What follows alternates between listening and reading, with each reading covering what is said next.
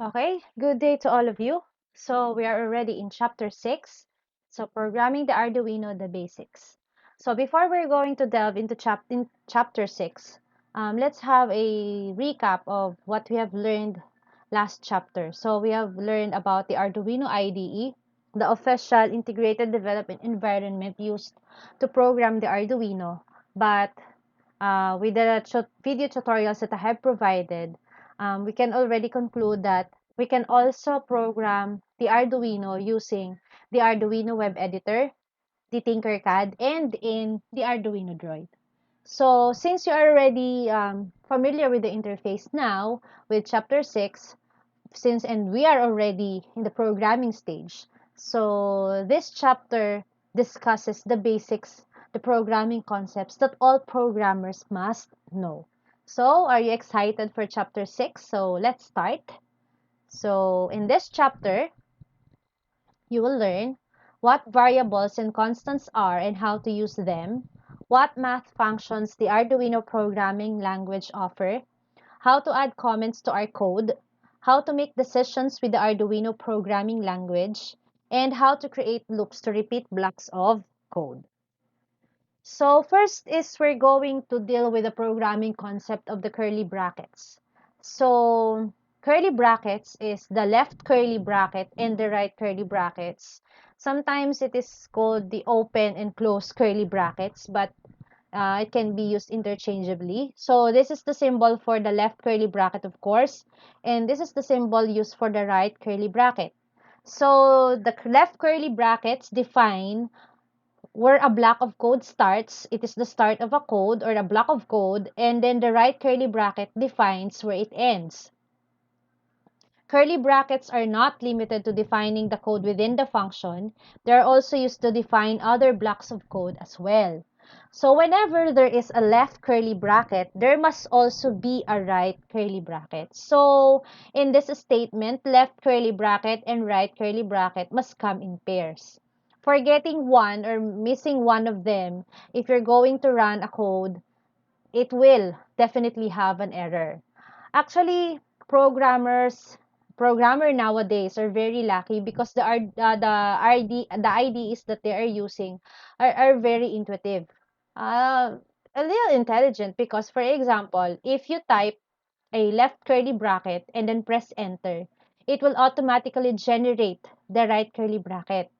So it means you have no way to forget, or if you even forget putting right curly bracket, it won't be a problem for you anymore because it is already automatically generated. Not unlike the IDEs of the earlier times that, example, you type the left curly bracket, you're also the one who's going to produce or to type the right curly bracket. So if you're going to forget your right curly bracket, and then if you already finished the code, and what if your lines of code are too large, for example, 1,000 lines of code, it's very difficult. And sometimes, as you can see in the example, some IDEs do not actually highlight the line of code where the error has occurred. So it's very difficult. So the only thing that you're going nowadays, if you're going to forget the curly bracket, is you accidentally deleted the other curly bracket. So that's the error because of, as I've said, it is already automatically generated. So very lucky for those who are programming nowadays. It's easier than what is done when programming was still in the 90s or in the 80s or earlier. So again, left and right curly brackets, they must come in pairs. Okay, next is we have the semicolons. So a semicolon is used at the end of every statement to separate one statement from the next. In our sentences, its counterpart semicolon is the period.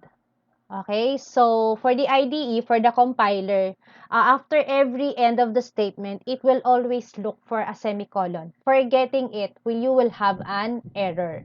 So semicolons are also used in the for loop to separate the different elements. So we can see later on, this later slides of this presentation, what is for loop and what is the format or what is the syntax of the for loop. So also semicolons are also used in the for loop. to separate different elements instead of a comma. Okay, next is we have comments. So we have two types of comments. We have the block comments and line comments. So the first is the block comments. These are used when the text of the comment will span multiple lines and are usually used before function calls to let the reader know what a function does. So block comments are ideal to use when your comments will span multiple lines. Okay? So again, so that's why it's called a block comment. So we have another type of comment that we're going to use is we have the line comment. So the line comments are used when a short one-line comment is needed and are usually used within the function blocks to let the reader know what a specific line of code is doing. So line comments, of course, these are one-line comment. So that's the difference between the two. Block comments span multiple lines, while line comments is a short one-line comment. So a block comment begins, this is the symbol, just like the left and right curly brackets. The symbol for beginning a block comment is a slash asterisk, and it ends with a asterisk slash. They cannot be interchanged, and they cannot be just one.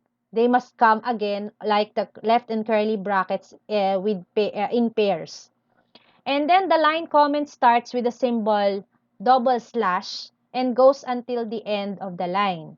So the line comment can start at the beginning of the line, or it may be after a statement ends, okay? They can be written exclusively for one line, or it can be written after a statement ends. So these are the examples of the block and the line comments. So this one is a block comment. Of course, it starts with a slash asterisk, so beginning of a block comment. So this is a block comment. This comment can span multiple lines. This type of comment is usually found outside function calls.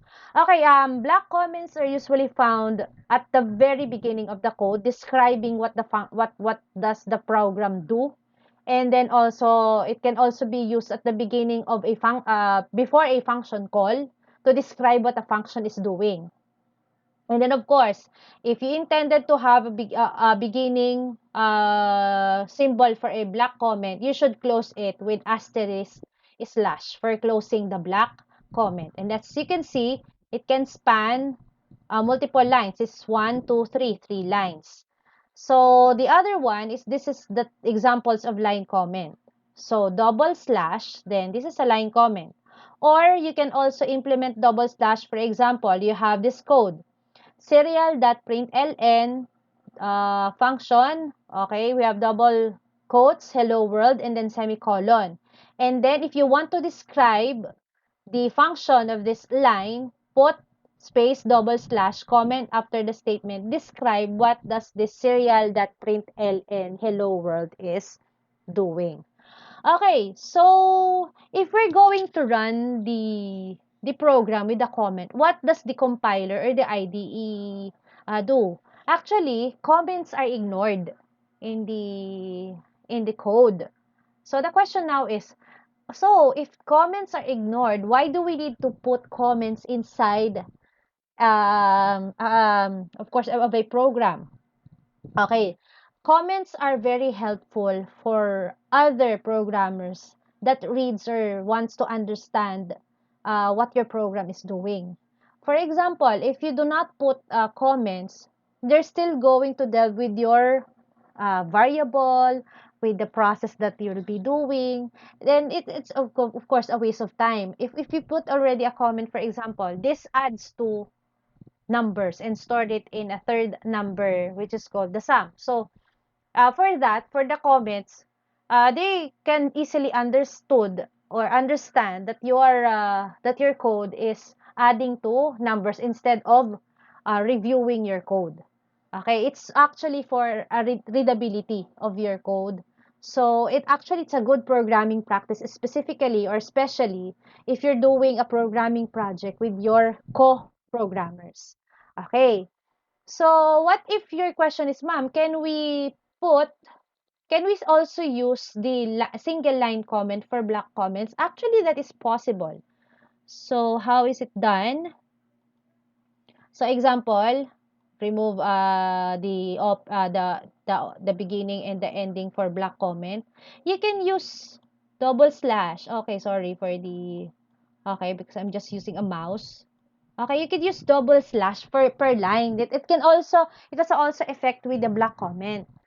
But the problem here is, what if, for example, your comment is 1,000 lines? Don't don't tell me that you're going to put double slash for every beginning of the line. Just instead of providing the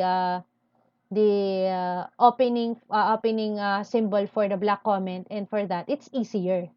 Okay, so it's more convenient if it's a black comment, use the symbol. But this is also possible. But of course, it's very taxing, or it's very difficult if your if your black lines, or if your lines of comment are too many. Okay, another one. Instead of using double slash, can this symbol for a black comment can be used for one line? Also, it can also be used. You just put it slash, and then the asterisk, and then another to close it. Okay. That is like the double slash for a single, or the single line comment. But of course, it's more taxing, because unlike with the double slash, it's just the double slash, and the compilers already determined that it is already a single line comment. While if you're going to use the symbol for block comment, you have the opening and you have the ending symbol for the block comment. So it's has still more effort to do just for a single line comment. So again, if it is a block comment, use the symbols for the block comment, and if it is a single line comment, use the double slash. Okay, next is we have the variables. So variables, so these are used to store information that can be referenced or manipulated within the code. So a variable is given a unique name, which can then be used to access the information. The name of the variable should be something that describes what the variable is.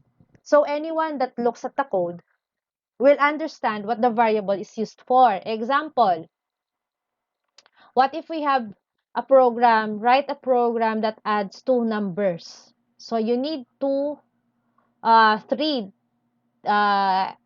three variables for that, for the two numbers and for storing the sum. What if, for example, you named your variables int, okay, we have int a, then another one, int b, okay, next is we have int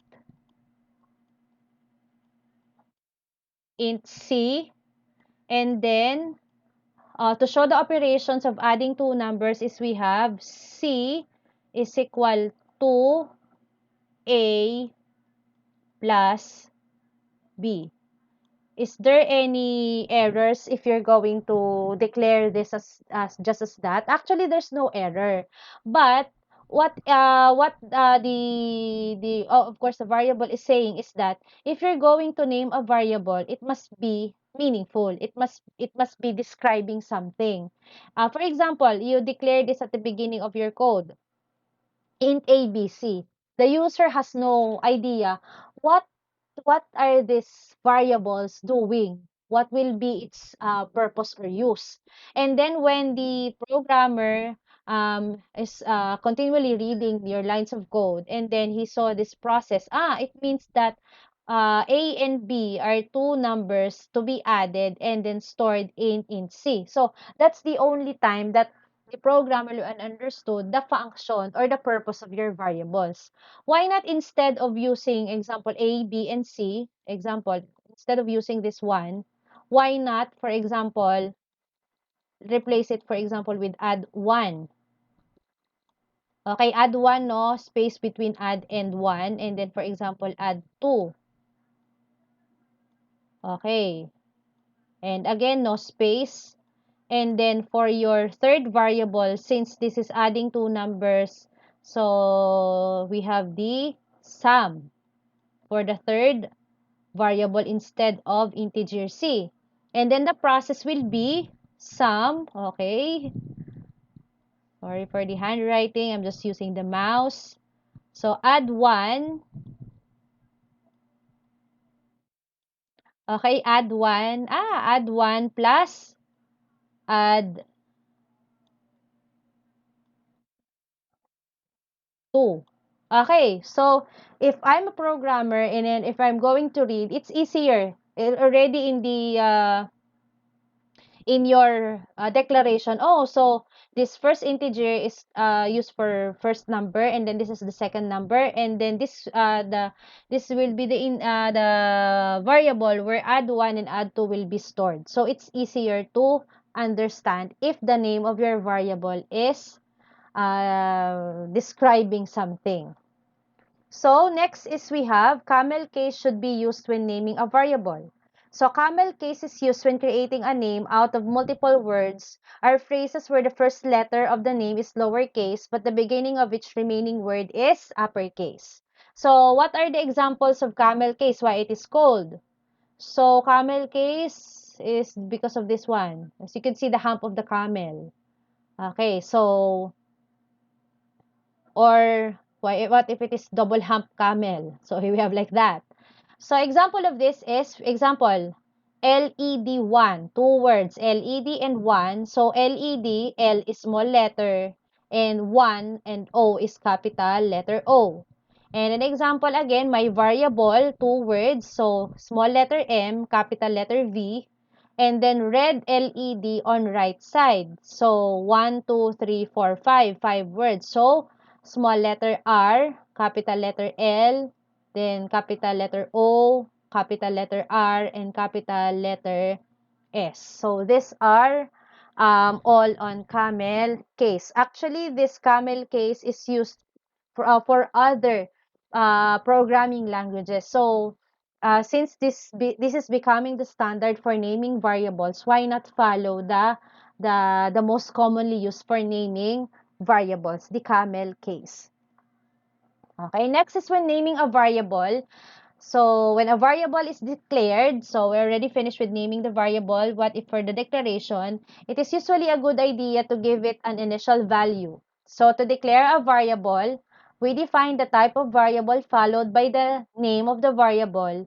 And then if we are going to give it an initial value, we add the equal sign followed by the initial value. So for example, so for initializing variable, we need to define what type of data type is this. So int. Int is keyword for integer data type, which will be later discussed on the next slides. Int space my int. This is the name of your variable. Actually, you can name, this is just an example, but you can name as long as the name of the variable is descriptive. It describes, it has a meaning. So int space my int in camel case is equal to 0 and then end with a semicolon to end the statement. So why do we need to initialize a value? So that when the program runs, if you have an initial value for the variable, it will always start at that value.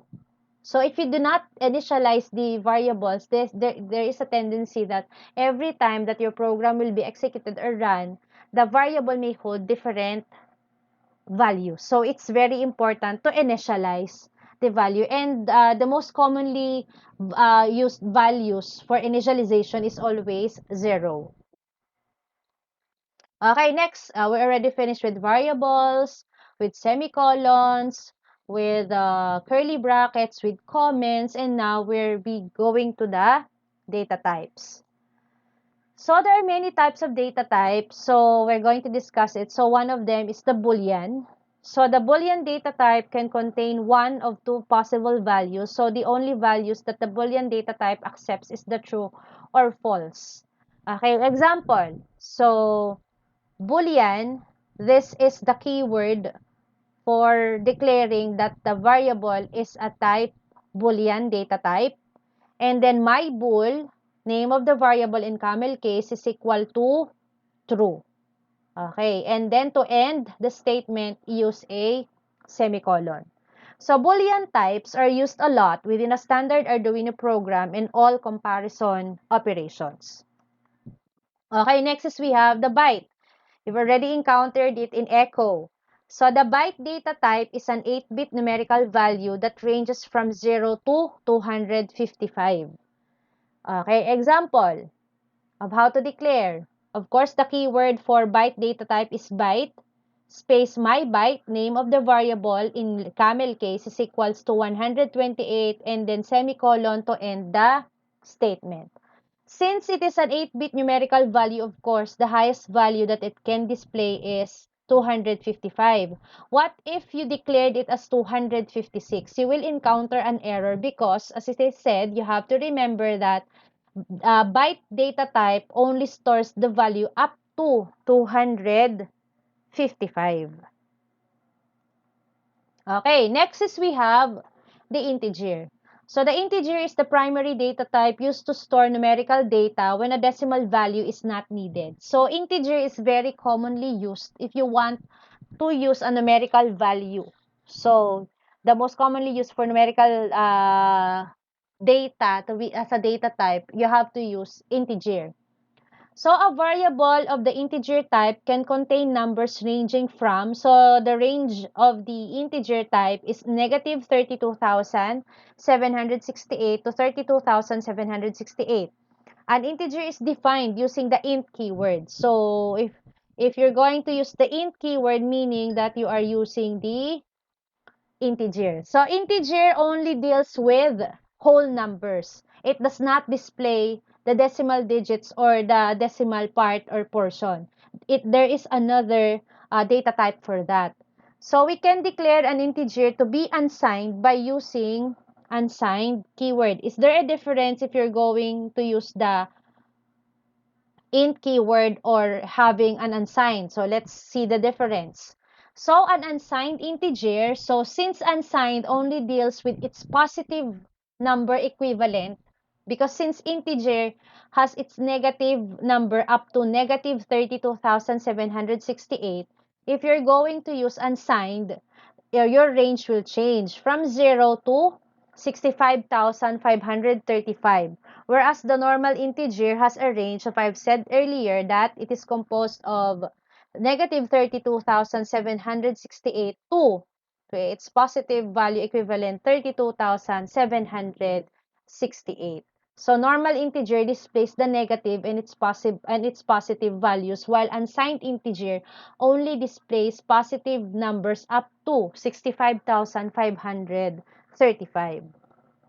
Okay, these are the examples for declaring an integer and unsigned integer. So the keyword int for the integer data type, space my signed int, the name of the variable, in camel case is equal to 25, the value, and then semicolon to end the statement. And then another one, if you want to use the unsigned, so you have to have unsigned int as your unsigned integer data type. My unsigned int for the variable name in camel case is equal to 15, its initialization value, and then semicolon to end the statement. So another facts for Arduino in using integers is that on some Arduino boards like the Due or SAMD, the integer can store values larger than the 32,768 and smaller than the negative 32,768 value. Since most of the boards have an integer range of negative 32,768 to 32,768, it is always recommended to assume that this is the range you can use. So it's safe to say that if we're going to use an integer data type, just use the normal integer because most of the board supports the negative 32,768 to 32,768 range of the normal integer. Okay. Aside from integer is we have this long data type. So the long data type can store integers from negative 2,147,483,648 to 2,147,147 rather 483,647. So to declare, so it can really store large numbers or integer. Example, long keyword for long data type, my long, name of the variable in camel case, and is equal to 123,456,789, and then end the statement with a semicolon. It is a good practice to avoid using the long data type unless it is necessary to store larger numbers because it uses more memory than the integer type. So, as much as possible, if your numbers are less than 32,768, use the integer than long because it is said because of the range that it can use, long data type uses more memory than the integer data type. Okay, next is we have the double and float. So, double and float, don't think of it as a food in a fast food chain in which double cheeseburger and float. But of course, in programming, it's very different. So, double and float data types are floating point numbers, which means there are numbers that can contain a decimal point. So, this is what I'm saying.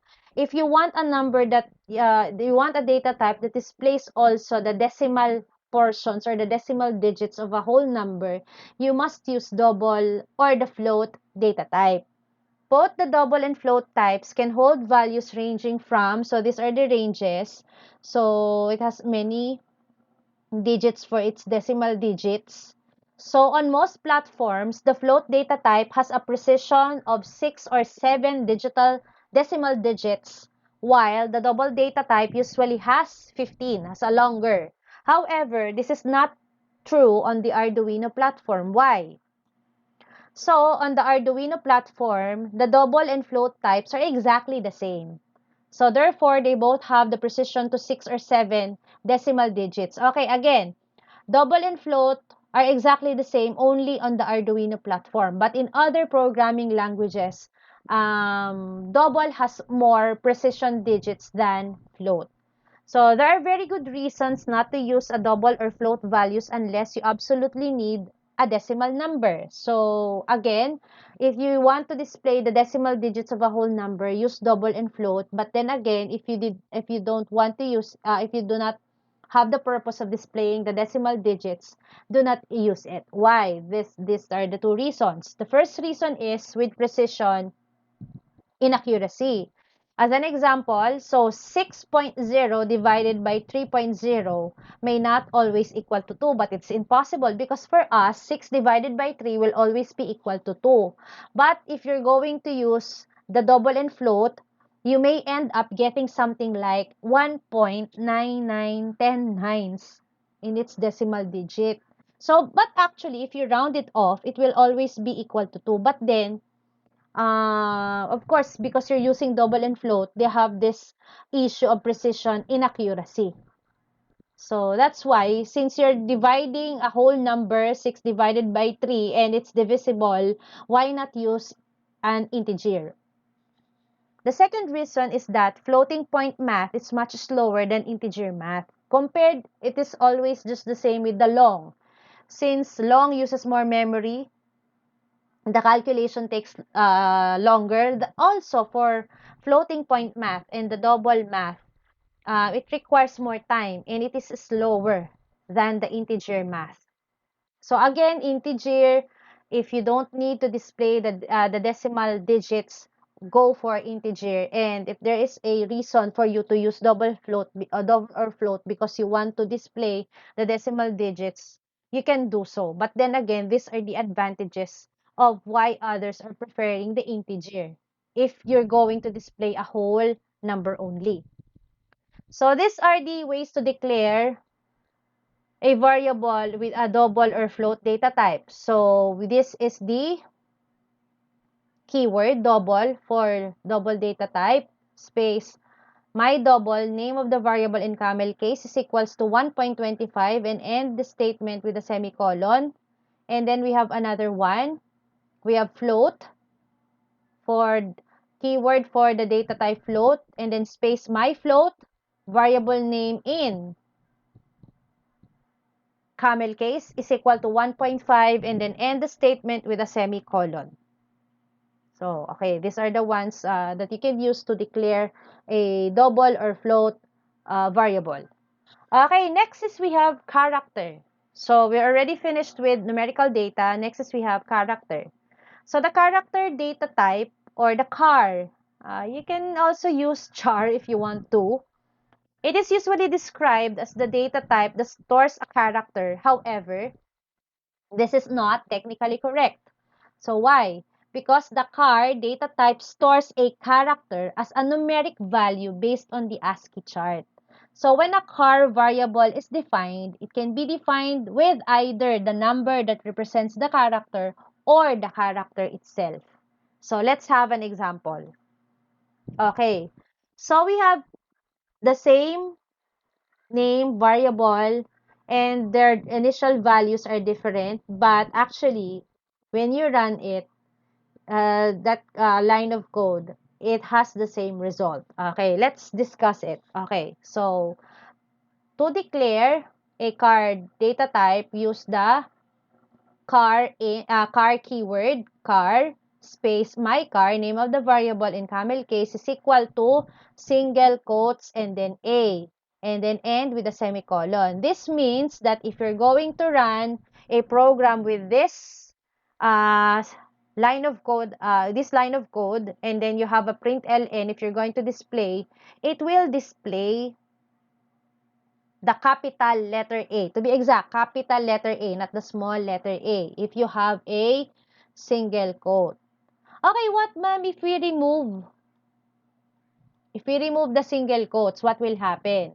Okay, if you run without the single quote, the compiler will determine this or will examine it as another variable. So you will be having an error that says that um, you did not declare variable A. Okay? Because since it has no single quotation marks, the compiler will regard it as a variable. Okay. So another one, what ma'am if we put it as a double quotation and then A? Actually, the problem here, since it's only a car, it will display a different symbol. If your intention is to display letter A, you must use single quotation mark. It will display an unexpected symbol. So, for displaying a particular letter, use single quotes. Okay? So, we have another example. Okay,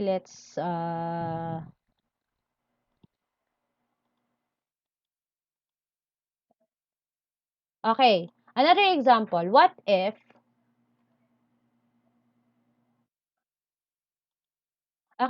this is one? Another car. For character data type, space my car, variable name in camel case is equal to 65. Okay. If you type 65 without single quotation marks, actually it will also display the capital letter A because 65 is the numerical value equivalent of capital letter A in ASCII. Okay? So, without single quotes, if it's a number, it will display the equivalent letter. Again, small letter A and capital letter A they have different values.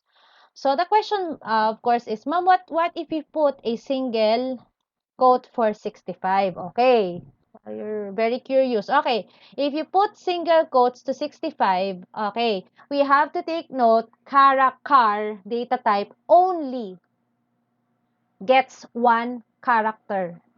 It can never store two or more.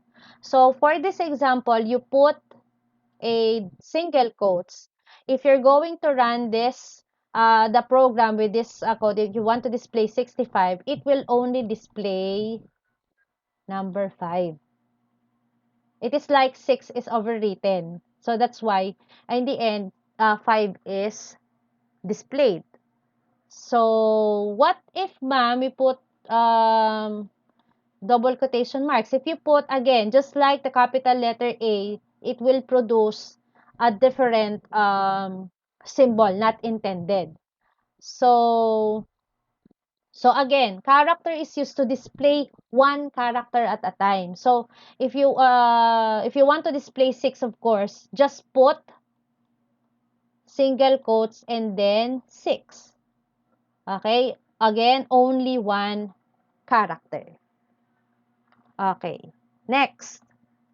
Okay, we're finished with characters, or next is we have arrays. So, an array is an ordered collection of variables which are of the same type.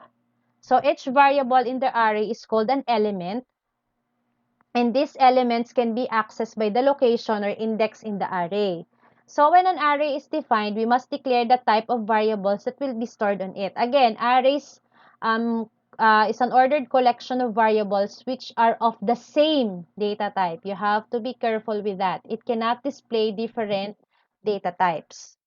So, example, these are the examples of declaring arrays. So, int, so meaning your data type is integer. Then my int, so my integer, so variable name in camel case. So, this is the symbol. The open and close curly brackets are symbols that meaning that your variable is an array. So example, you have int my ints and then open and close brackets, then 10, meaning in your array you can store 10 elements, and then end your declaration with a semicolon. And then another way to declare an array is int, in keyword for integer, my ints again. And then instead of putting values inside, okay, you can declare is equal to, okay, use open and close curly brackets to explicitly enumerate the values or the inside the elements inside your array. So we have 1, 2, 3, and 4, and then end, of course, with a semicolon. And then you can also put, so another declaration is int for int keyword for integer. So my ints, variable in camel case. You can also declare, just like the first example, declare how many elements can be contained inside our array is equal to, and then declare what are the elements. So we have, again, the open and close curly brackets, or the left and right curly brackets. We have 2, 4, 6, 8, 10, and then end with a semicolon. So since this is 8, 1, 2, 3, 4, 5, meaning you still have 3 elements that does not have any value yet.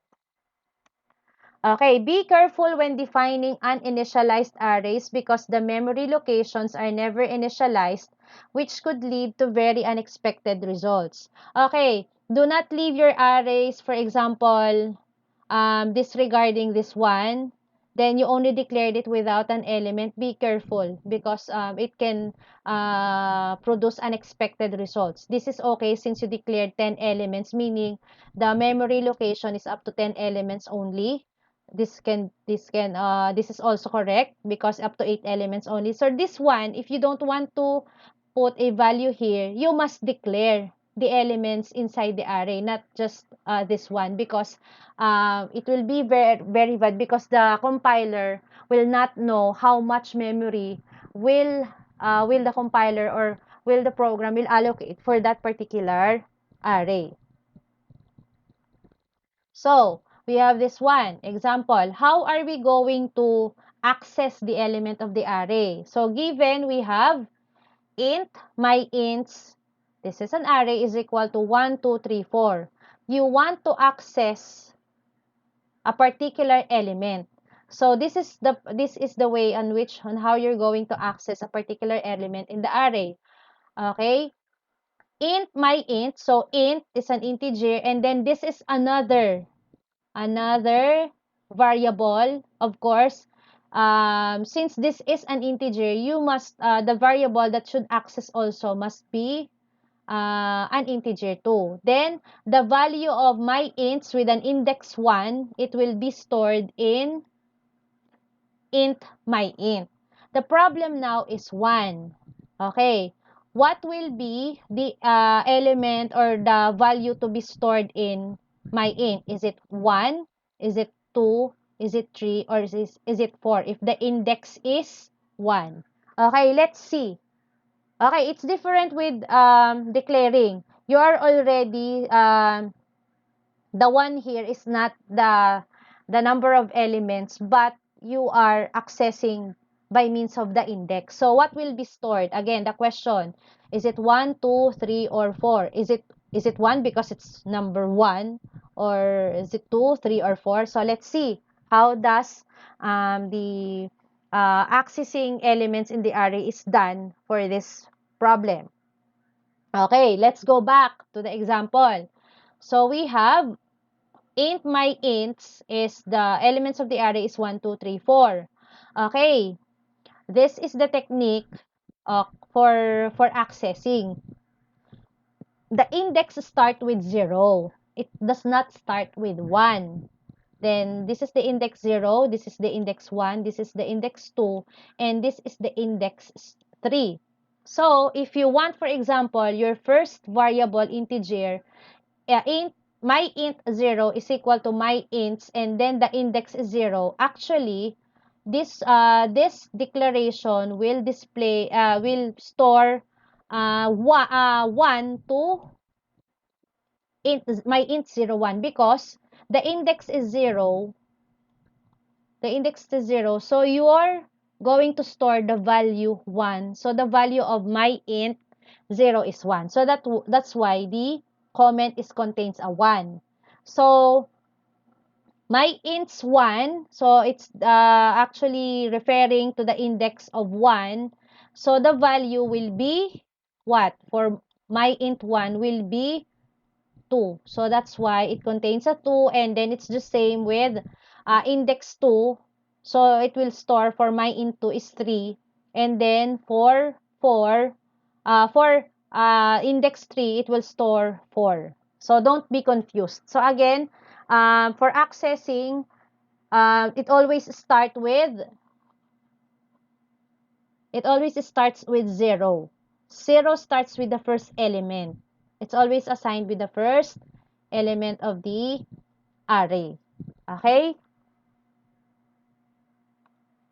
Okay, so my int's 5. So this one is 5 here. Again, as I'm saying, if you're going to declare a variable, this is the number of elements in an array. So these numbers here are not the elements of an array, but more of the index, meaning you want to display the number contained in index 0, index 1, index 2, index 3, and index 4. So since this is 5 elements, 1, 2, 3, 4, 5. So you're going to display all the elements in my ints array. Okay, assigning a new value to an element in the array is exactly assigning a value to any variable. Example, you have declared an array, integer type, data type, int, space my int's name of the variable in camel case, and the number of elements is 2, and then with semicolon, and then the 0, 1 here again is the index. So my int, since you are not yet declaring value for these two elements, so 0 will be stored inside my ints with an index 0, and 1 will be displayed to my ints with an index of 1. Okay, we can also create multi-dimensional arrays, which are basically arrays of arrays. So we have an example. This is already two-dimensional because we have, actually this is the row and this is the column. You have to remember that. So R and C. So meaning you have 3 rows and 4 columns. So this part is R1.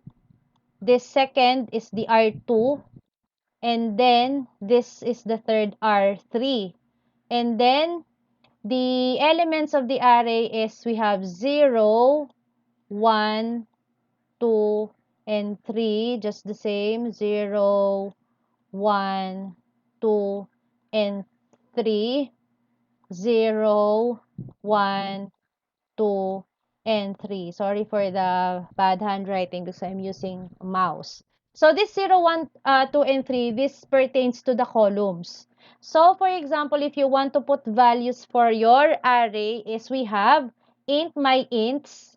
Okay, this you can declare 3 rows and 4 columns, you can also not declare it here, but you have to declare the elements if you're not going to put a value for the row and the column. So example, these are the values and then end with a semicolon.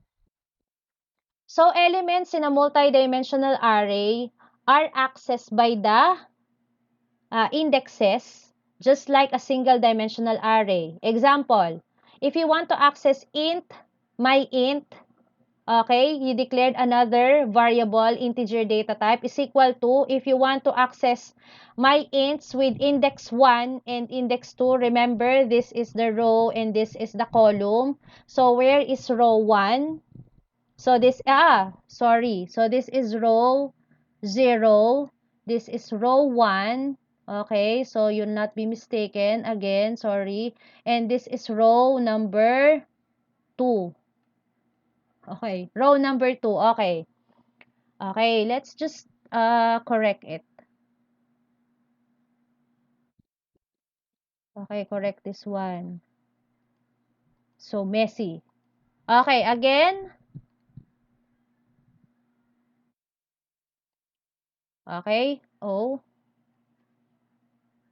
Okay, so this is row 0, row 1, and row number 2. So to access here, we have index 1 for row, so 0 and 1. So we are already pertaining here. You have to disregard row 0 and row 3 since we're looking at row with an index of 1. So we're looking at here. And then column number 2, since 0, 1, and 2. So our value, the value that is pertaining with the index 1, a comma 2, is the value would be 6. So that's why the value is 6 for this accessing with the index of 1 for the row and 2 for the column. Okay, next is we have character arrays. We also have arrays for characters. So generally, character arrays are called strings. I think you've already heard me using strings. So to declare is we have char for the data type of character slash my str, name of the variable, and then 10.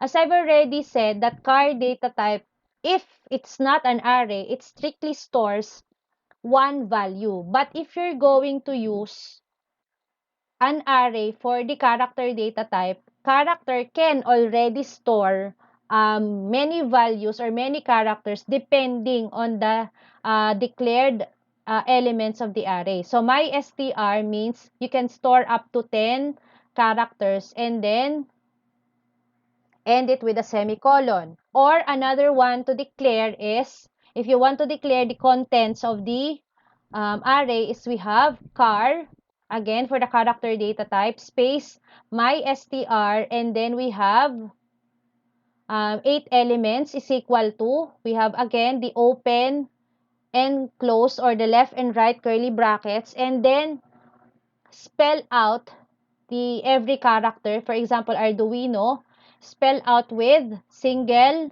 quote marks and then space for R, and then for D, then for U, for I, for N, and then for O. Since 1, 2, 3, 4, 5, 6, 7, okay, why do we need to declare 8? It's because we need to declare another character which is backslash 0 and then put it in single quotation marks and then put a semicolon to end the statement. So what is the use of this character, this combination of characters? So backslash 0 character represents a null meaning 0.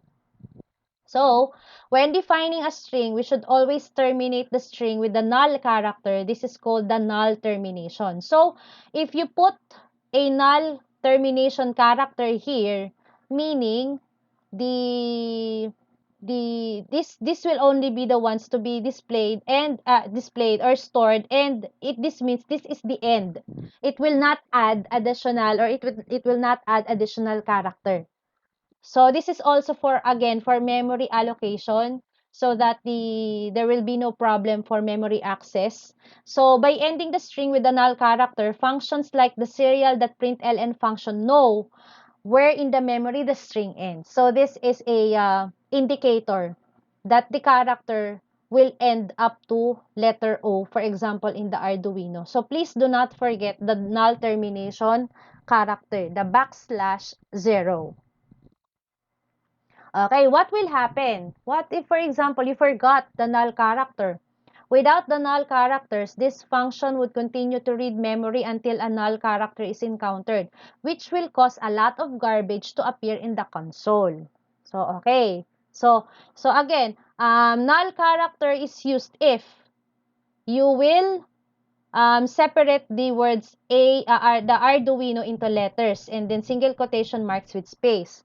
Okay, what if you do not want to add that null termination character? It's very, it's too many effort. You need to put single quotation marks per letter and then call a comma.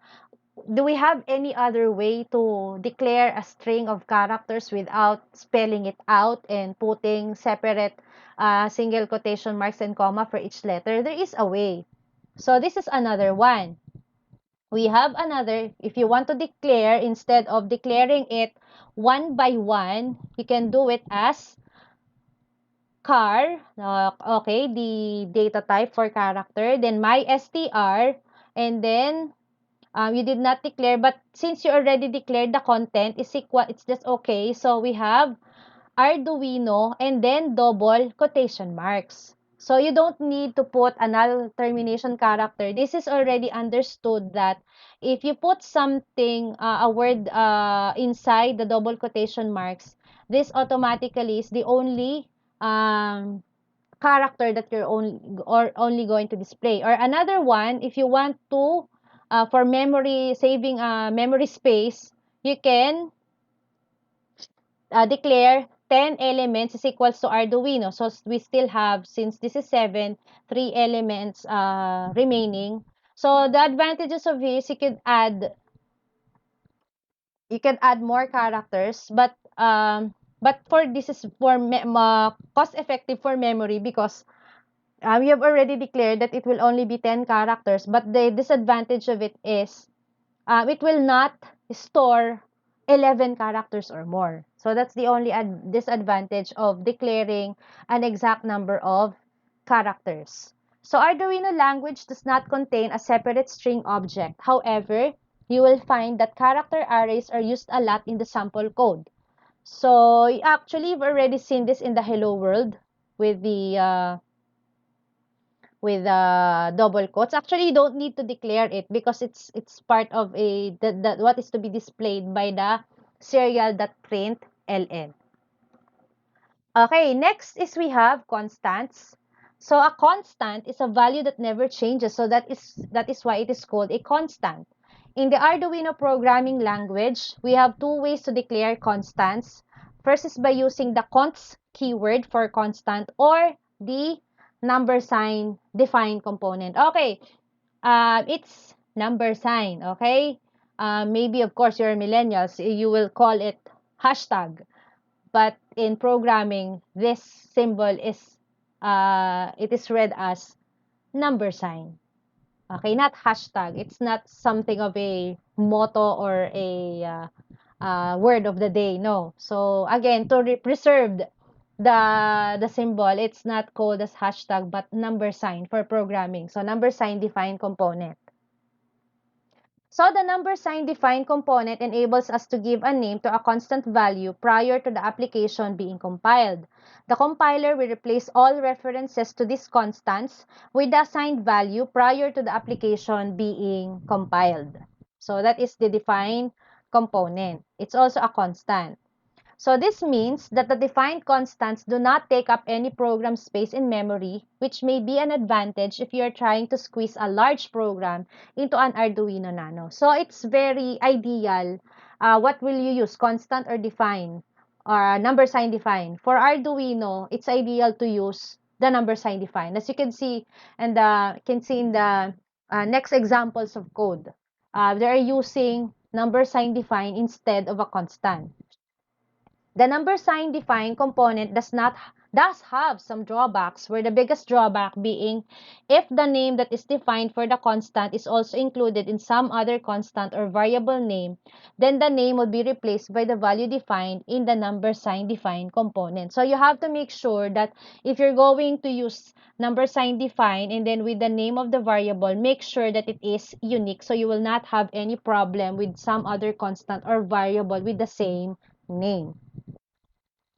So for this reason, when using the number sign define to define a constant, use all capital letters for the name. It is the standard for if you're going to use the number sign define, the name of the variable will be capital letters. So when using a directive like number sign define, you do not need a semicolon. Okay, so you have to remember the only statement or only line of code that you will not put a semicolon is the number sign define, because if you put a semicolon here, you will have an error. So to declare using the number sign define is, of course, type the number sign define space. Of course, it is said that to distinguish that the variable came from the number sign define component, you must name your variable in capital letters. That is the standard.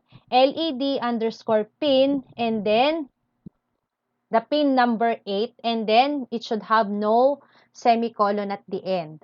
Okay, this is another exception for using semicolon. You don't need, again, to use a semicolon when using the number sign define. Okay, another. We have the const keyword. It's a variable qualifier that modifies the variable's behavior, making it read-only.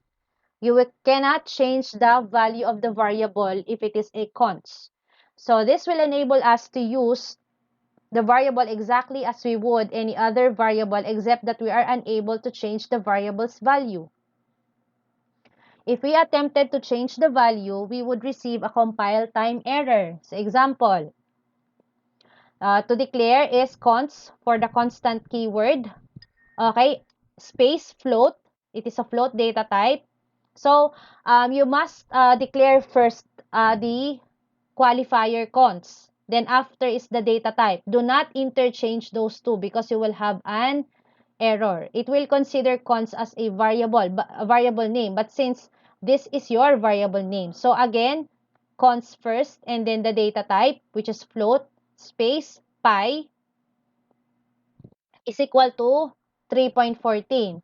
What in the part of your program that you want to change the value of pi, you cannot because you've already declared it as a constant variable, which is pi is equal to 3.14. So the const keyword is generally preferred of the number sign defined component. However, with devices with limited memory, the number sign defined can be used. So again, in terms of Arduino programming, number sign defined is more used than the constant, is usually used than the constant keyword. Okay, next is we have arithmetic functions. So arithmetic functions, so the Arduino programming language includes operators that enables us to calculate the sum, difference, product, and quotients of two operands. To use these operands, the two operands must be of the same type. Again, to use the arithmetic function, we must make sure that the two operands must be of the same type. They cannot be integer then float, double, or long. It must be, again, strictly of the same type. When we perform a division operation, there are times where we only need the remainder. For this, we can use the modulo operator. So we have this one. So calculates the sum of x and y. So again, this adds x and y and stores the value in z. That's always the case. And then this one, x minus y, and then the value will be stored in z. Then x times y, its value will be stored in z. And then, of course, x slash y, this is for division, and its value will be stored in z. Okay, again, this is for the sum, this is for the difference, this is for the product, and this is for the quotient for division. It's already very basic. It's since we already been doing arithmetic functions or arithmetic since we were in elementary grade.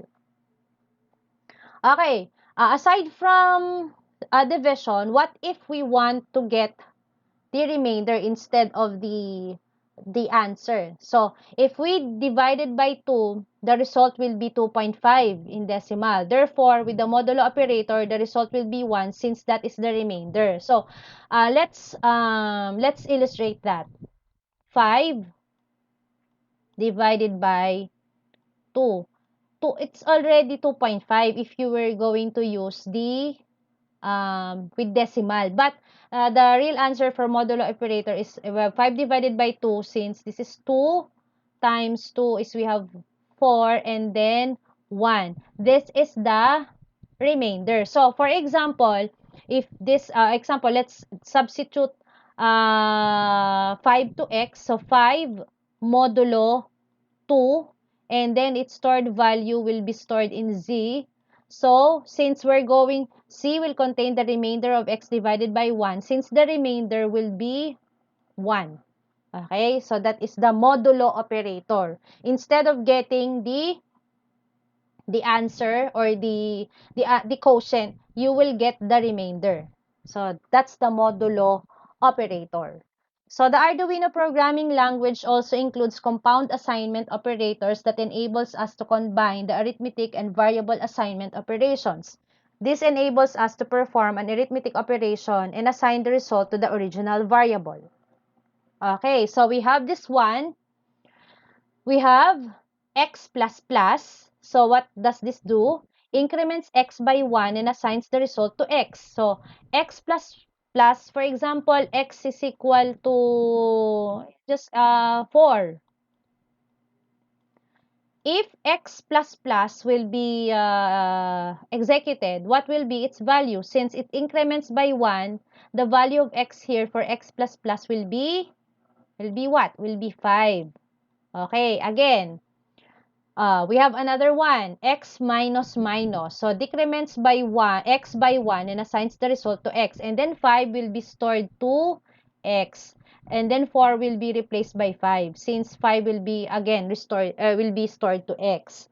So, again, our x is equal to 4. X minus minus. So, what will be its value? It will be 3 and it will be stored to x, and then again this will be replaced by 3 if x minus minus is used. Okay, we have another one. X plus is equals to y. Increments x by y and assigns the result to x. Example, ry is, okay, ry is equal to, just an example so that you will understand. So, x plus is equals to y. So, it means that increments x by y. So, increments x. So, this is a plus sign. 4 plus 2 will be what? Will be, this is 4 plus 2. This will be 6. And 6 will be stored where? In x. Okay? So, again, the description of x plus equals to y increments x by y and assigns the result to x. Okay.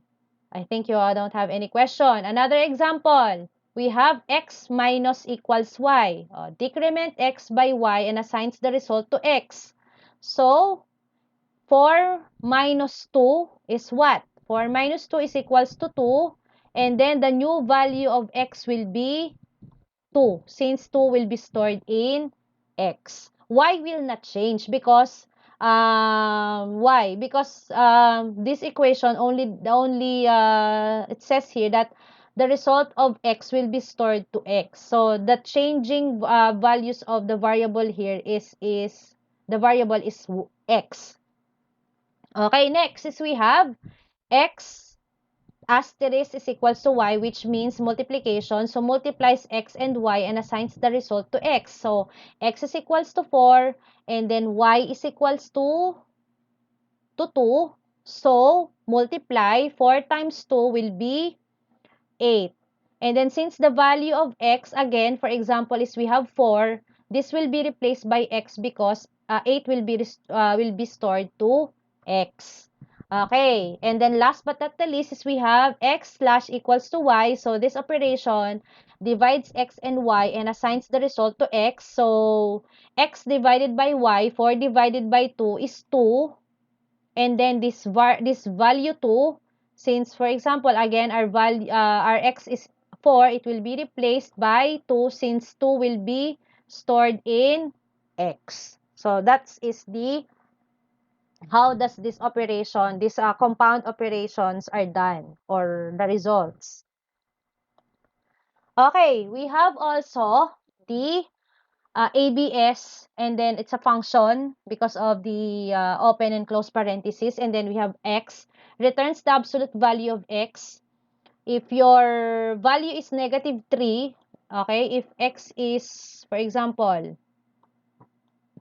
if x is negative 3, and then you put it inside ABS function of x, so its value will be 3, because absolute value means it will even though it is negative, it will store the actually the positive. Or if it is 3, it will also remove the if it is 3, it will always be a 3. That's the meaning of the absolute value of x. It stores the magnitude without its polarity, or its negative or positive. Absolute values are used for distances because there's no negative distance unless it is a vector, meaning it is a negative 3, positive 3 is going to the right while negative 3 is going to the left. It is if it is a vector, but if it is a magnitude, and if you have 3 kilometers, there's no such thing as negative 3 kilometers. So that's why absolute ABS, or absolute value, is used, for example, for distances that doesn't require negative values. Okay, next is we have function of max x and y. So returns the larger of the two values, or max. The function, it compares the two values stored in x and y and returns, of course, the larger of the two values. So opposite with min, again, two values, returns the smaller of the two values. And then we have power. So x, and then this is the exponent, the y. So that's why returns the value of x raised to the power of y. So for example, x is equal to 3, and then y is equal to 2. So this is 3, then 2, then it will be 3 raised to 2.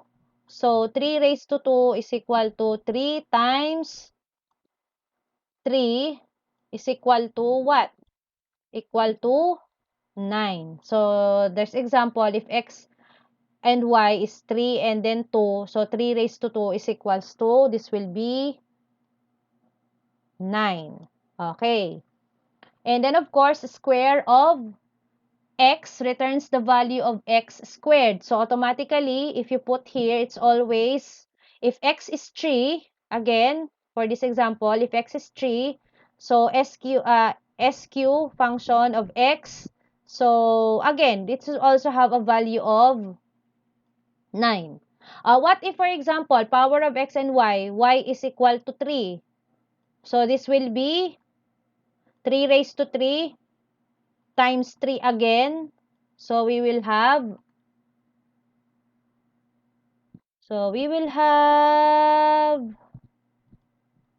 okay, 3 times 3 times 3. Okay, 3 times 3 is 9 times 3 is we have 27. So the difference between the two is the pow. You can assign any exponent here. So this will be 27. Okay, not anymore 9. And then square is always raised to 2. So that's why if you put 3 here, it will always be equal to 9. And then square root, SQRT, function of x, returns the square root of the value. So if you put it here, x is equal to 36. So by means of square root, it will be 6. Because 6 times 6 is equal to 36. So that is the different arithmetic functions also, aside from the addition, subtraction, multiplication, and division. Okay, aside from arithmetic functions, we have comparison operators. So Arduino programming language includes comparison operators that enables us to compare the values of two operands. The comparison operators return a Boolean value indicating if the comparison was true or false. So, we have this example, double equal sign, meaning returns true if x is equal to y. Why, ma'am? Why not use x is equal to y? This is used as for programming, meaning your y value will be stored in x. Okay, so it's very different with single equal sign to a double equal sign. Okay, it's not in programming, it's different with our real world equal sign. Okay, so if you want to make x is equal to y, make it a double equal sign. Again, this single equal sign is your value of y is stored in x. Okay, we have x exclamation point is equal to y. So what's the meaning of this symbol? Returns true if x is not equal to y. And then we have this one, it's already very common, x is greater than y. Returns true if x is greater than y. This one, x is less than y, returns true if x is less than y. And then we have the greater than or equal, so returns true if x is greater than or equal to y.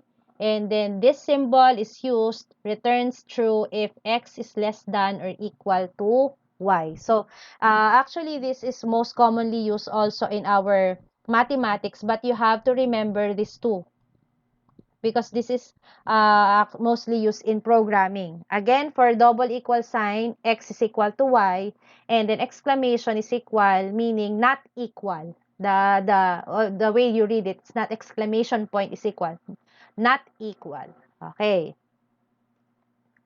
Okay, another one is we have these logical operators. So these logical operators are the AND, OR, and NOT operators. Actually, this is also used in digital circuits. So the NOT operator enables us to reverse a comparison operation. And then the AND and OR operators enables us to combine multiple comparison operators into one step. So let's have an example. So this is the symbol for and the double ampersand. So we have x is greater than 5 and x is less than 10. So what's the meaning of this? True if x is greater than 5 and less than 10. So it will return true if the values are, since x is greater than 5, 6, 7, 8, and 9. Because another condition is x is less than 10. So 6, 7, 8, and 9 are the only values where this condition will be true.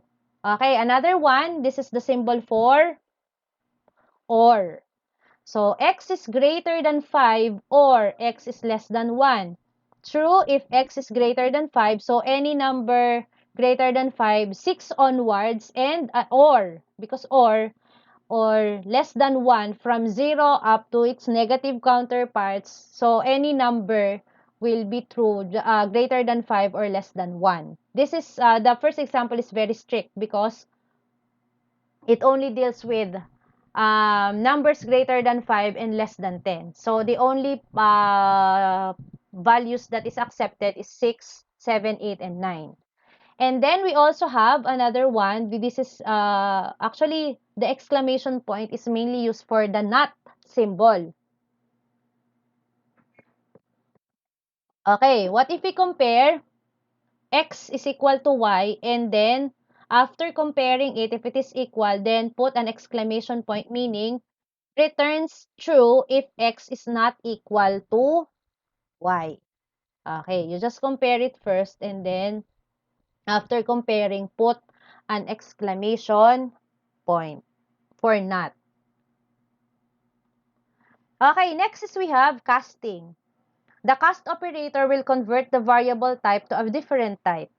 So this will enable us to perform operations like arithmetic operations on variables of different types. As we have always been already advised that for arithmetic operations, they must have the same type, but there's also a possibility of conducting arithmetic operations of different type. So, it will be using the cast operator. So, one thing to note is when we cast a float value to an integer value, the value is truncated, not rounded. What if, for example, our original value is float and then convert it into integer? The value is not rounded but truncated, meaning it will be cut since it's a whole number. Even though it's a 9, it will never round off to the nearest, for example, we have an example here.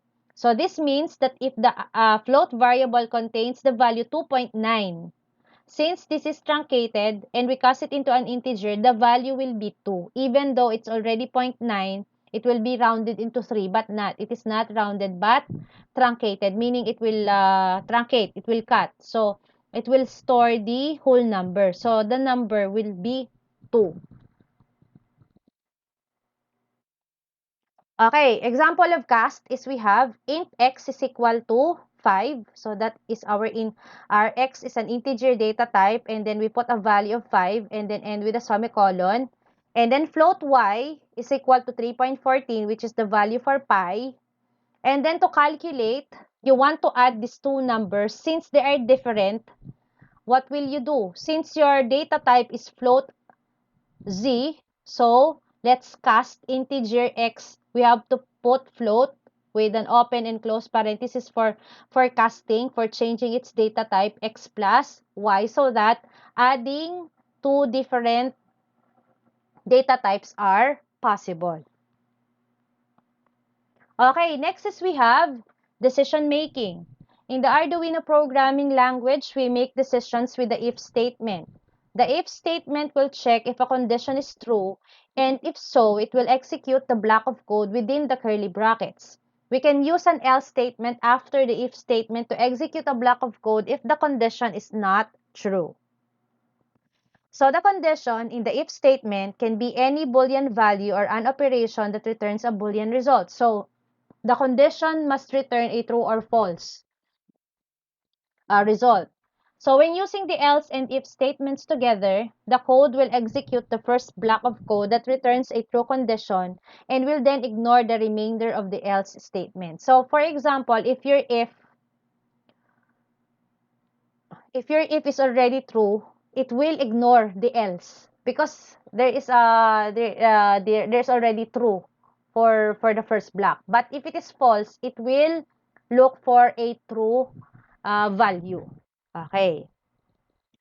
So using the if and else statements is the most common way to perform logic within an application. However, the code can get very messy if we have more than 2 or 3 conditions to check. So if you have 2 or more conditions to check, there is other decision making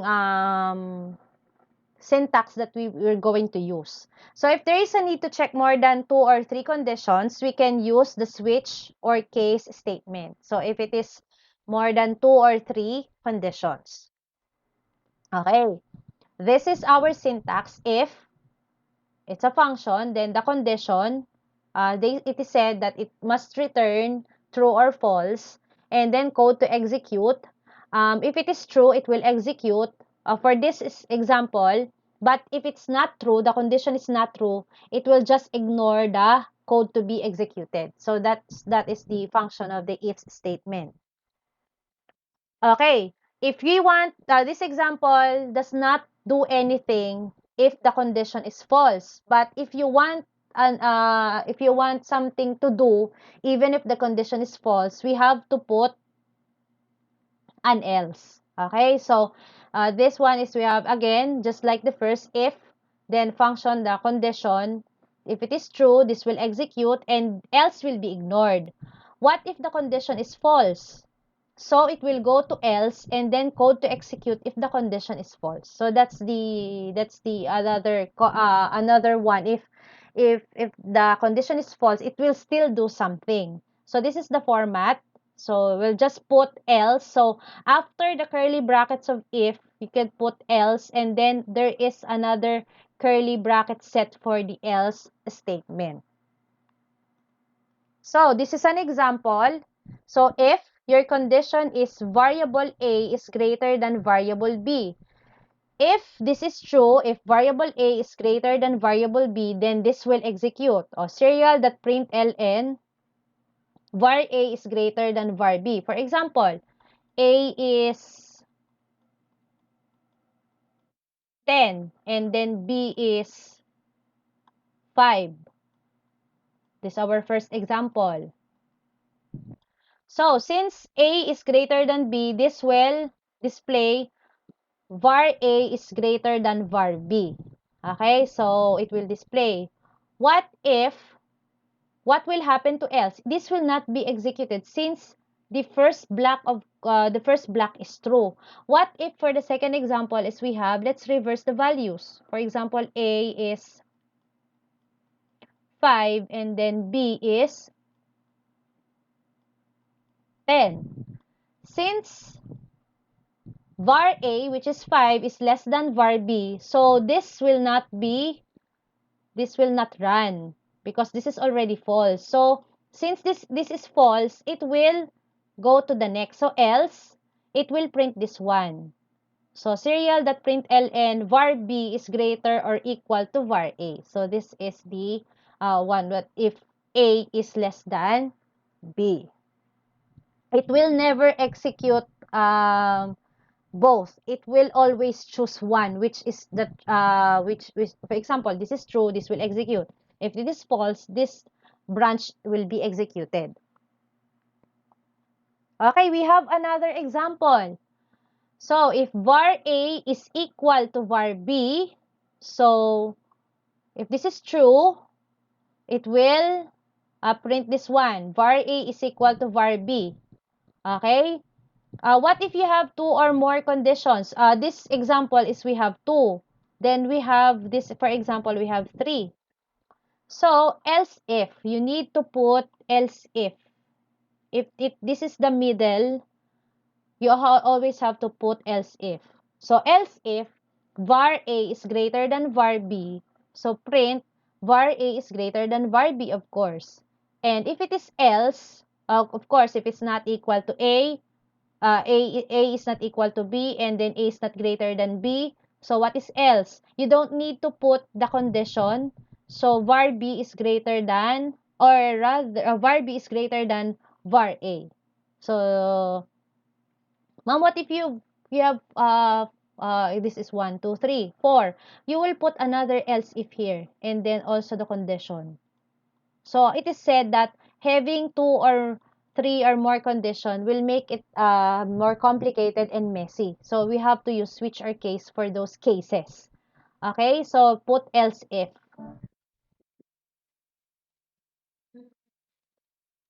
Okay, so what if we have three or more conditions? So that switcher's case statement takes a value, compares it to several possible matches, and executes the appropriate block of code based on the first successful match. The switch statement is an alternative to using the multiple else if statement, as I've said, when there could be several possible matches. So the code within each case statement should end with a break statement.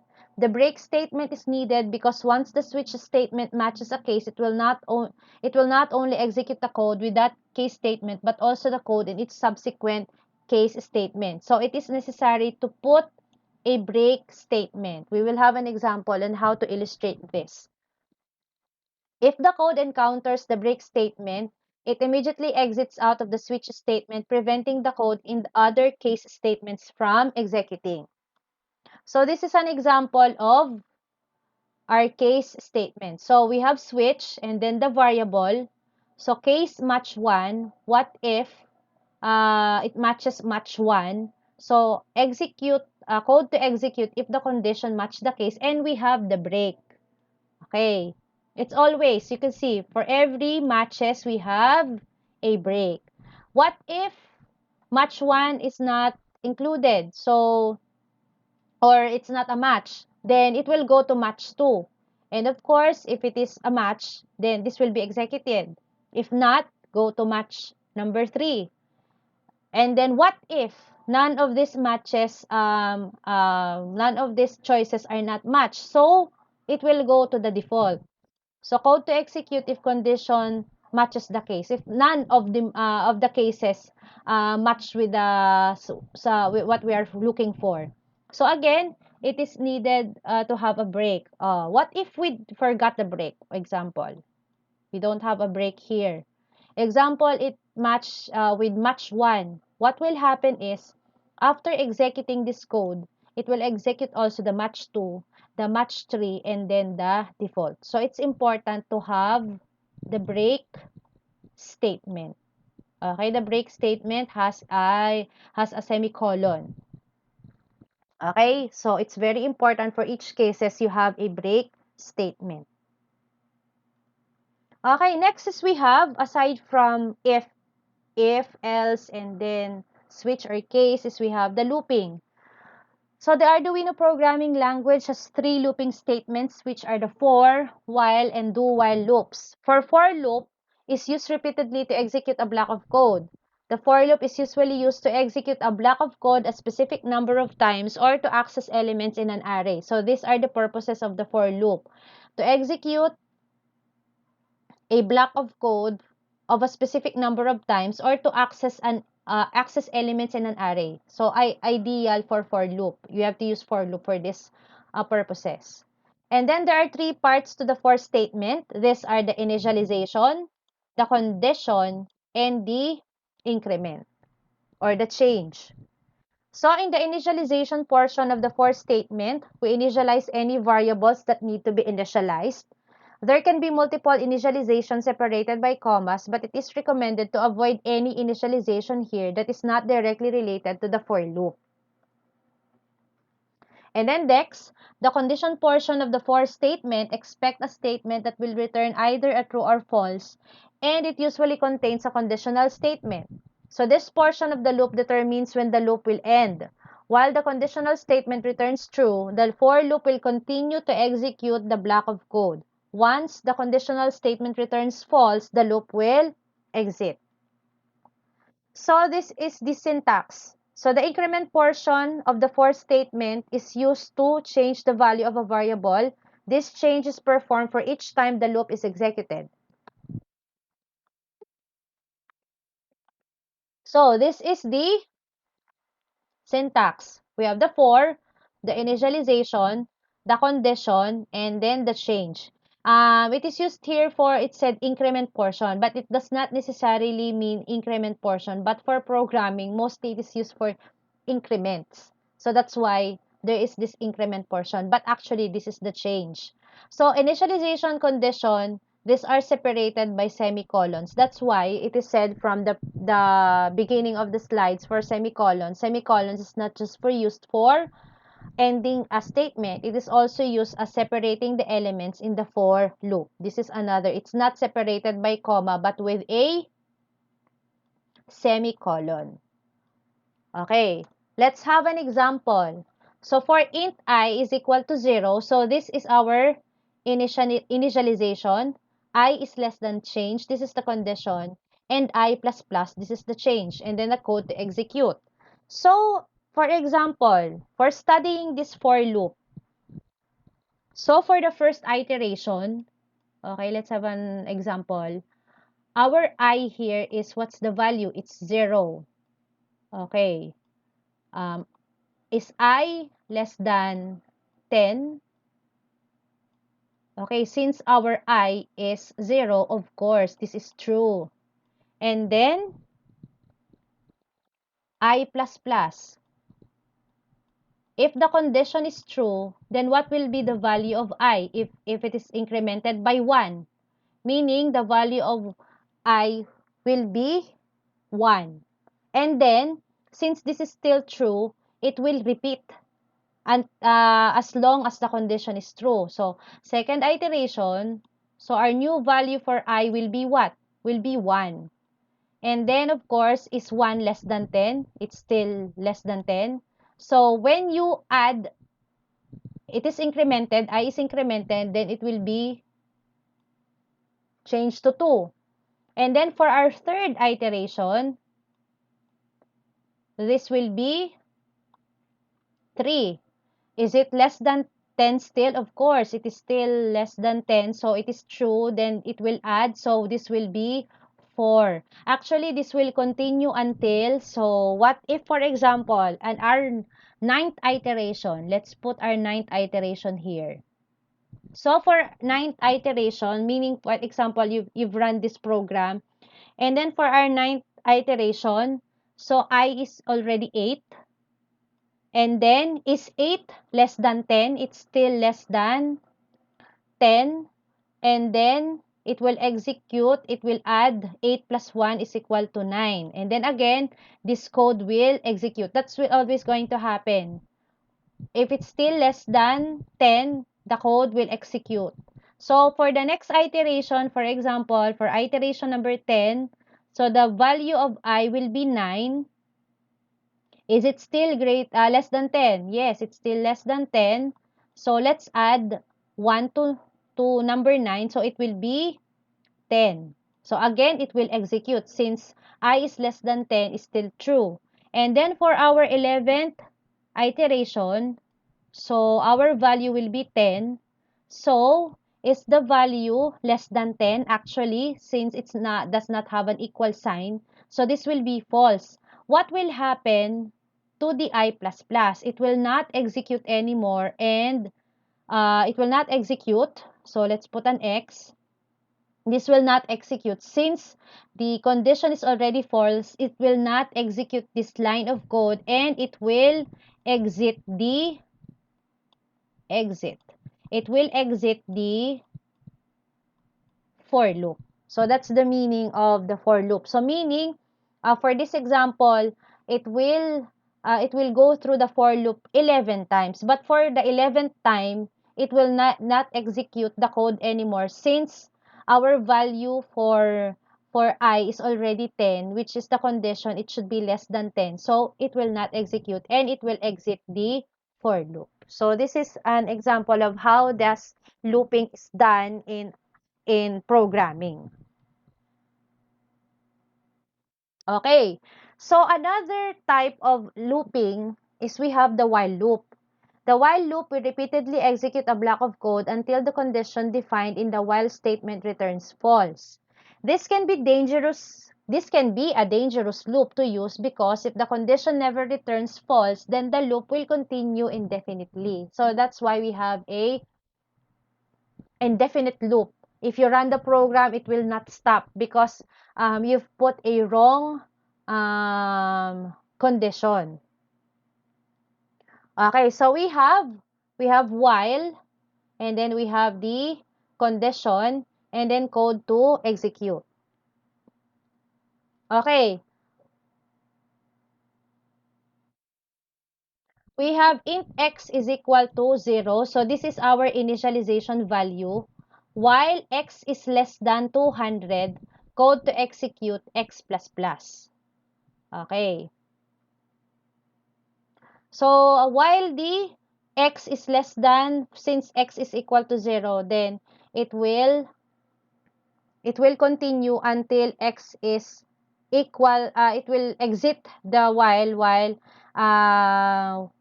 while this will be equal to 200 or greater than 200. So, this is our condition. Okay. Okay, next is with the while loop, the condition is checked prior to the block of code being executed. That means that if the statement returns false when the while statement is first called, then the code block would never be executed. For this example, if it is already false, there is a possibility, actually there is a possibility that this code will never execute if the condition is already false in the first place. So, if we require that the block of code be executed once prior to the condition being checked, we can use the do or while loop. Okay, we have the do or while loop is exactly like the while loop except that the condition is checked after the block of code is executed rather than before. So if you want to execute the code first, you may do the do while loop. As with the while loop, the condition within the while statement should return either a true or false and is usually a comparison statement. So do and then code to execute, meaning the code will be executed once, and then after it will be executed once, and then it will check the condition. It means even if this condition is false, it will still execute the code at least once. So this is again our initialization. Int x is equal to 0, and then do code to execute, then increment x, that will be equal to 1, and then while x is less than 200, meaning it will execute as long as x is less than 200. For my personal preference, I want to use 4 because as you can see, for while or do while 1, 2, 3, 4, 5, for example, you need 5 lines of code to initialize with the condition and with the increment. As to with the 4, as you can see with the 4, with one line of code, you will have one line for initialization, condition, and the increment, and another line for a code to execute. Okay. Okay. We have already said the indefinite loop. What happens, what are the conditions for you to have an indefinite loop? Okay, let's have an example here. What if we change this 0 into 10? And then your I is not less than but greater than or equal to 10. Okay, what will happen to this? What will happen if this is our initialization is okay, initialization would not be always be equal to 0. It depends upon the condition or what is needed for your program. Okay, what if your value is 10? Okay, you're going to check is I greater than or equal to 10? Yes. So, true. And then I plus plus. So, let's make again another example here. So, our initial value is 10. And then I is greater than 10. Okay. Sorry again for the handwriting. So, it's true. And then I plus plus will be, your I plus plus will be 11. Okay. Will it continue? Will it stop? Will it stop to a certain degree? No, because your condition here is greater than or equal. And then you started with 10, and then this is incrementing. Actually, it will continue indefinitely. So we have a for loop here. So this is an example of a for indefinite loop. So to make it not an indefinite loop, you have to arrange it. For example, return it to this original value or make it a decrement. How to make a decrement? Example, I is equal to 10. This is our initialization. I is greater than uh, greater than 0, for example, and then I minus minus. Actually, decrement. So, for this one, okay, for example, again, let's have this condition. I greater than 0, and then I minus minus. So, for example, our value will be 10 initialization. Is it greater than 0? True. So, it will decrement. It will be 9. So, this is the opposite of the previous example that this adds until 10, then it will minus until it is until it's greater than 0. So, this example, it will not cause indefinite loop. But this one that I've written here, 10 and then greater than or equal to 10 and then I plus plus, this will cause an infinite loop because your bounds, your condition is not bounded, and then your change is still I++. So this will really entails the indefinite loop. So these are the examples for you to avoid, or examples of the indefinite loop that you have to avoid. Okay? So, okay, so we already finished with the do while. So again, it depends upon you. But for me, because since I am very well, it's not well versed or an expert, since I'm very exposed to C programming language. For me, I prefer the for loop instead of the while and do while. It's not really, you have to know the three. Which you are most comfortable, then use it.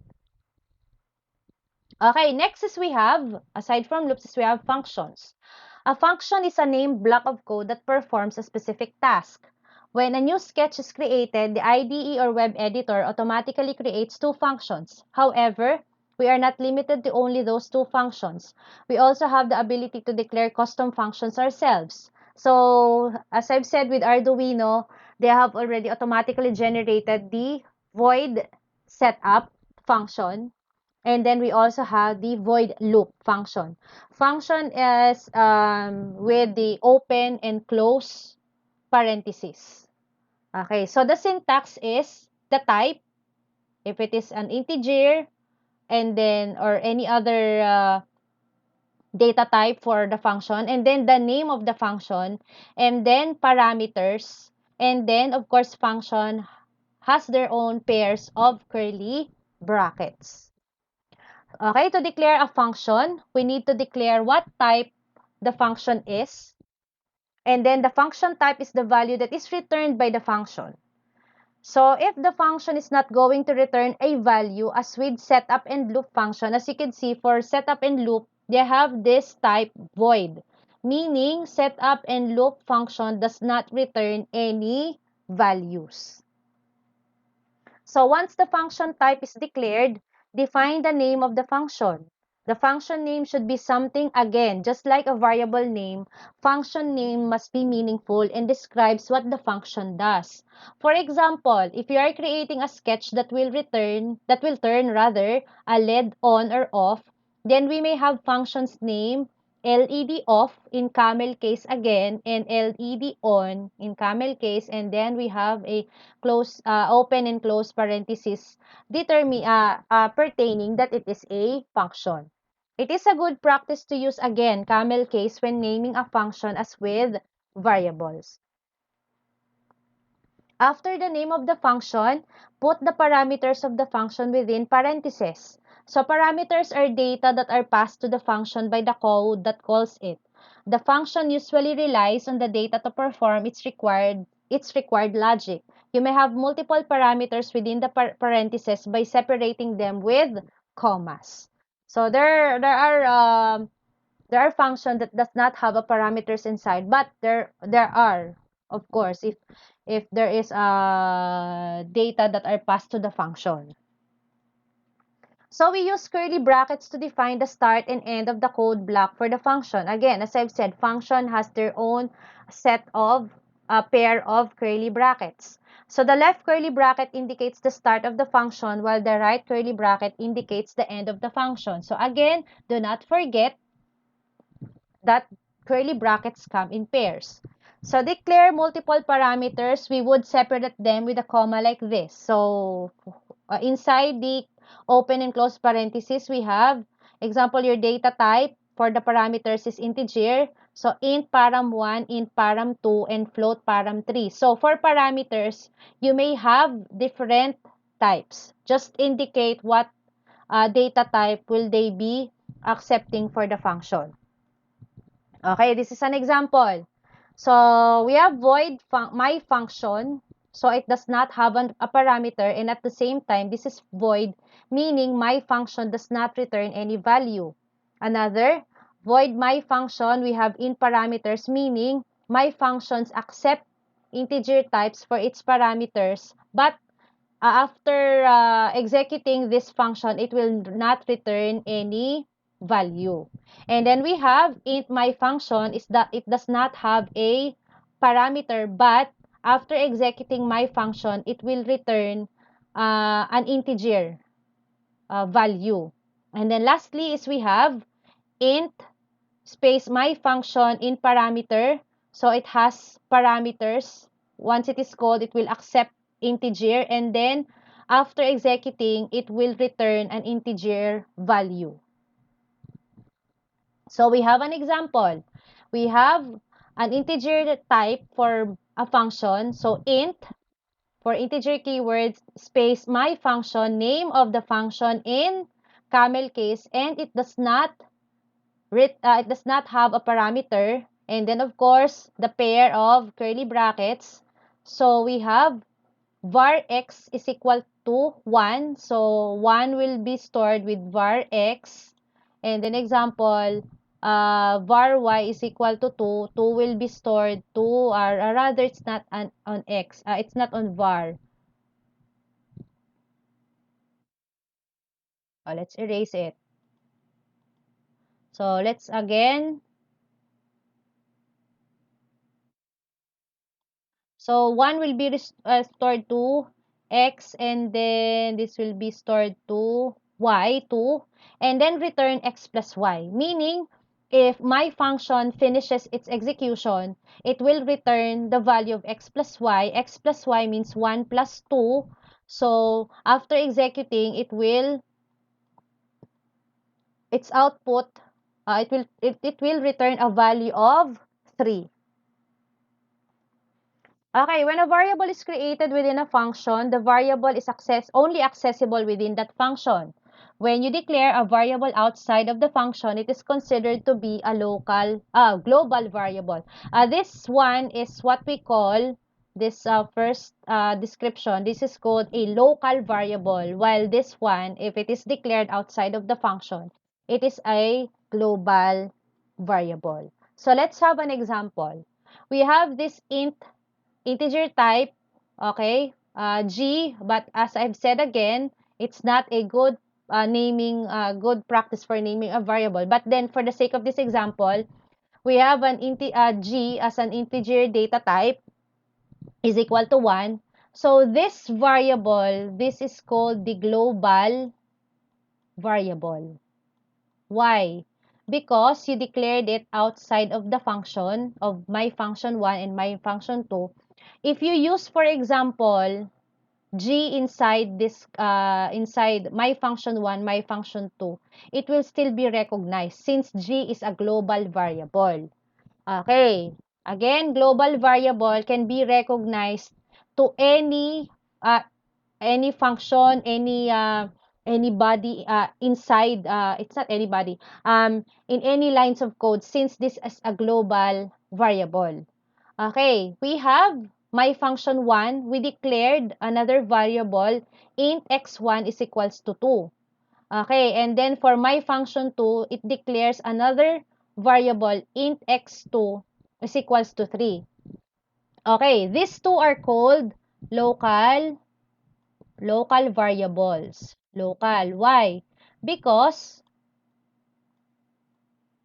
local. Okay. Because x1 is declared inside my function 1. So x1 is a local variable for my function 1, while x2 is a local variable for my function 2. So what's the difference between global and local variables? What if, for example, you want to use x1 here in this my function 2? This will have an error if you try to run it. Why? Because x1 is declared inside my function 1, meaning x1 is only recognized inside my function 1. And vice versa, if you want to use x2 in my function 1, this is not possible. Also because int x2 is declared inside my function 2, meaning again, x2 is only recognized in my function 2. So if you want to use x1 and x2 freely, then you have to declare it outside the two functions to make it also a global variable. Okay? Again, local variables are variables declared inside the function. It cannot be used to other functions that which the local variable is not declared. While global variable, even though this global variable is not declared in my function 1 and my function 2, it is still recognized by the two function because it is declared outside, meaning this variable g can be used anywhere inside the code. Okay, so, okay, this is already the end. So, summary, basics of the Arduino programming language. So, I hope you've learned something with regards to the curly brackets, to the semicolons, to the comments, to the variables, the types, the data types, and then the arithmetic functions, the operators, and then the looping, the decision making, and then the functions. Actually, this comprise the basics of programming language, not just for Arduino. So I hope that you're not being having an information overload, but this is a must for you as a budding programmers to know the basic programming concepts, not just in Arduino, but in any other programming languages. So thank you for listening. So if you do have any questions, so feel free to comment below. So thank you very much for listening. So please don't forget to like this video and to like my page and subscribe. So again, thank you for listening and have a good day.